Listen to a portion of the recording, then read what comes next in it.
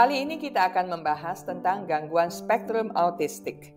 Ini adalah suatu kondisi neurodevelopmental yang kompleks yang mempengaruhi bagaimana seseorang berinteraksi dengan orang lain dan lingkungannya.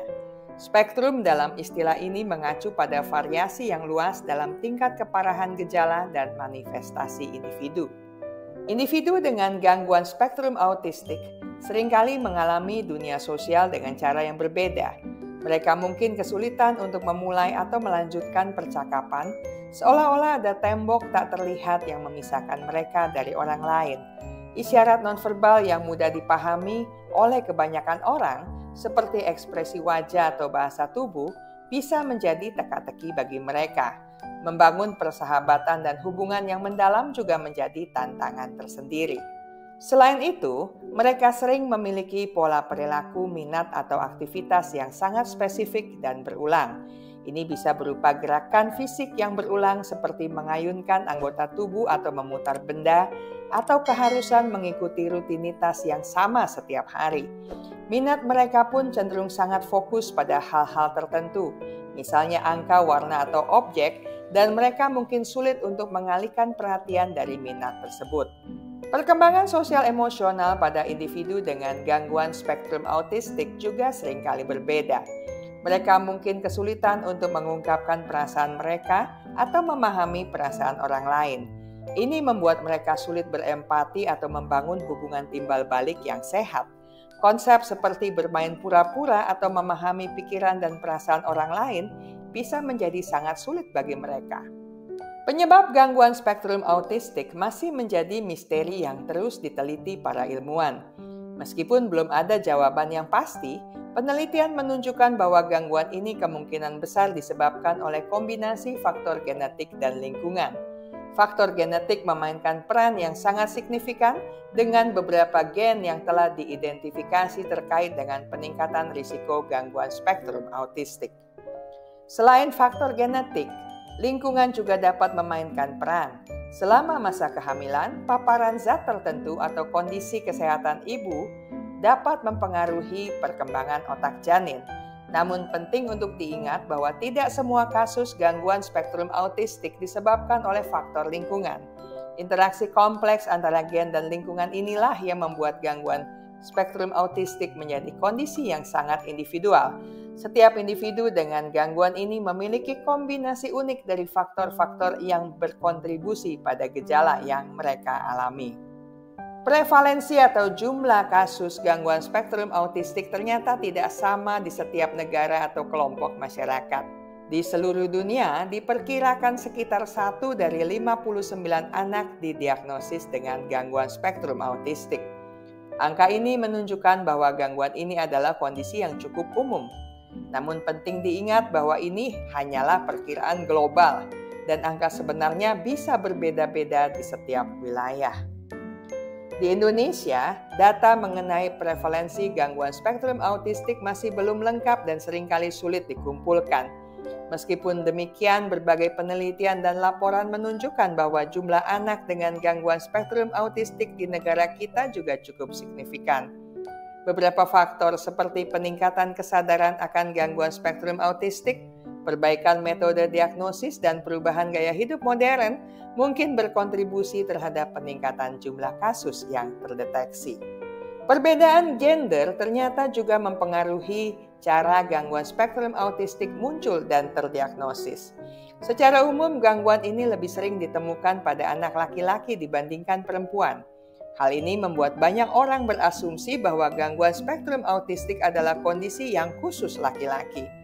Namun anggapan ini tidak sepenuhnya benar. Perempuan dengan gangguan spektrum autistik juga ada, bahkan cukup banyak. Yang menarik adalah gejala gangguan spektrum autistik pada perempuan seringkali berbeda dengan laki-laki. Perempuan dengan gangguan spektrum autistik mungkin lebih pandai dalam meniru perilaku sosial, sehingga kesulitan mereka tidak terlalu mencolok pada pandangan pertama. Akibatnya, diagnosis gangguan spektrum autistik pada perempuan seringkali terlambat atau bahkan terlewatkan. Mereka mungkin lebih cenderung menunjukkan gejala kecemasan, depresi, atau gangguan makan yang seringkali disalahartikan sebagai masalah psikologis lainnya. Gangguan spektrum autistik tidak hanya mempengaruhi individu yang mengalaminya, tetapi juga berdampak besar pada kehidupan keluarga mereka. Individu dengan gangguan ini seringkali menghadapi tantangan dalam bersosialisasi, baik dengan teman sebaya maupun orang dewasa. Mereka mungkin merasa kesulitan untuk memahami aturan sosial yang tidak tertulis, atau kesulitan membangun hubungan yang mendalam. Di lingkungan sekolah, anak-anak dengan gangguan spektrum autistik mungkin mengalami kesulitan dalam mengikuti pelajaran, berinteraksi dengan teman sekelas, atau beradaptasi dengan rutinitas kelas. Dalam dunia kerja, mereka mungkin menghadapi hambatan dalam berkomunikasi dengan rekan kerja, memahami tugas yang kompleks, atau beradaptasi dengan lingkungan kerja yang dinamis. Selain itu, individu dengan gangguan spektrum autistik juga sering mengalami berbagai masalah kesehatan mental, seperti kecemasan dan depresi. Mereka mungkin merasa khawatir tentang masa depan, kesulitan mengelola emosi, atau merasa kesepian. Bagi keluarga, kehadiran anggota keluarga dengan gangguan spektrum autistik membawa sejumlah tantangan tersendiri. Orang tua dan anggota keluarga lainnya mungkin mengalami stres emosional yang signifikan, akibat harus terus-menerus memberikan dukungan dan perawatan. Beban finansial untuk terapi, pendidikan khusus, dan berbagai kebutuhan lainnya juga dapat menjadi tekanan yang berat. Menemukan dukungan yang tepat untuk anak-anak dengan gangguan spektrum autistik dan keluarga mereka seringkali menjadi tantangan tersendiri, baik dari segi informasi, sumber daya, maupun dukungan sosial.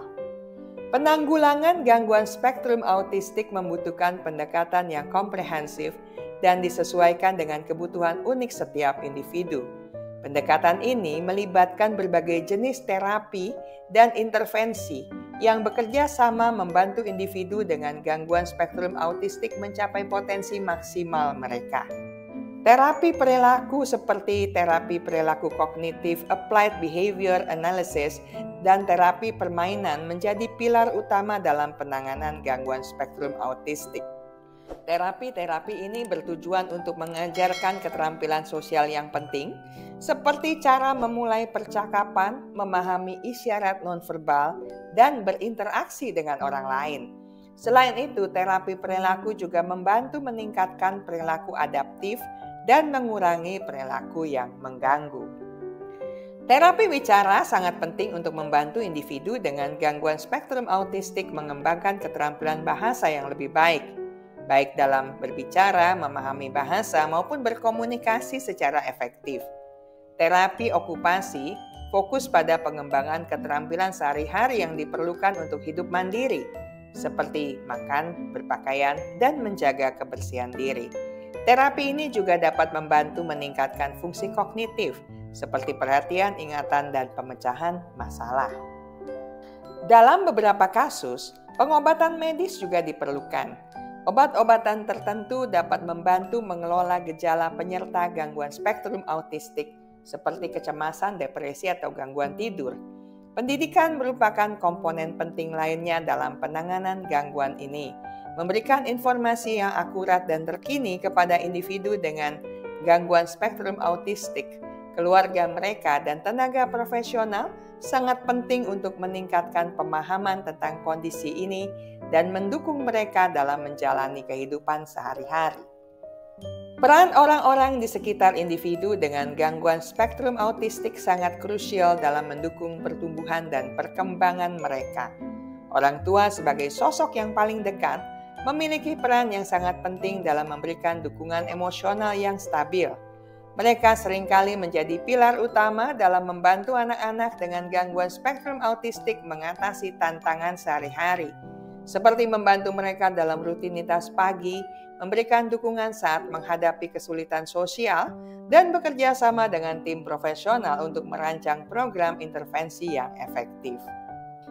Guru-guru juga memiliki peran yang sangat signifikan dalam kehidupan anak-anak dengan gangguan spektrum autistik. Mereka perlu menyesuaikan kurikulum dan metode pembelajaran agar sesuai dengan kebutuhan belajar yang unik dari setiap anak.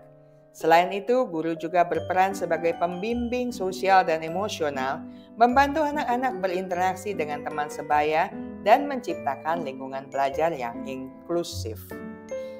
Terapis, seperti terapis perilaku, wicara, dan okupasi, memberikan intervensi yang lebih terstruktur dan spesifik.